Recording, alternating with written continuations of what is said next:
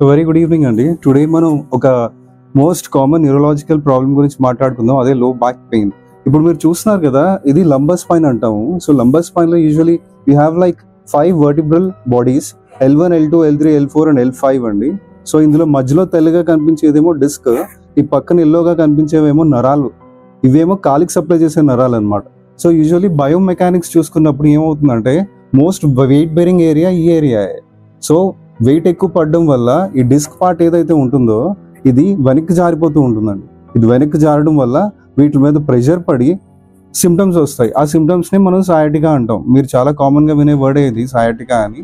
So అందులో ఏముంటుందంటే కాల్లో వెనక్కి పక్క నుంచి ఏమో కరెంట్ లాగా అనిపించడం, లేకపోతే చీమలు కుట్టినట్టు అనిపించడం, లేకపోతే కాళ్ళు బరువుగా అనిపించడం, నడుస్తున్నప్పుడు కాళ్ళు బెనకడం, ఇంకా యూరిన్ ప్రాబ్లమ్స్ ఇలాంటివన్నీ వస్తూ ఉంటాయి.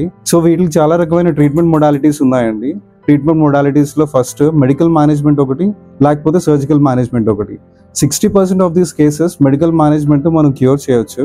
Rest 40% we need surgical interventions. అందులో అయితే ఎపిడ్యూరల్ ఇంజెక్షన్స్ అని, ట్రాన్స్ఫొరామినల్ స్టెరాయిడ్ ఇంజెక్షన్స్ అని, లేకపోతే మినిమల్లీ ఇన్వేజివ్ ఎండోస్కోపిక్ అప్రోచెస్ అని, such as UBE అంటే యూనిలేటరల్ బైపోర్టల్ ఎండోస్కోపిక్ సర్జరీస్, లేకపోతే transforaminal surgeries. Recently we have started this transforaminal surgeries, that too which is stitchless and completely without even anesthesia అండి. So ఇందులో ఏం చేస్తామంటే, so this is the foramen, దీన్ని foramen అంటాం కదా. Direct గా ఇక్కడికి ఎండోస్కోప్ ద్వారా వెళ్ళి మనం డికంప్రెషన్ అనేది కంప్లీట్ గా అచీవ్ చేసుకోవచ్చు, that to under local anaesthesia. Thank you.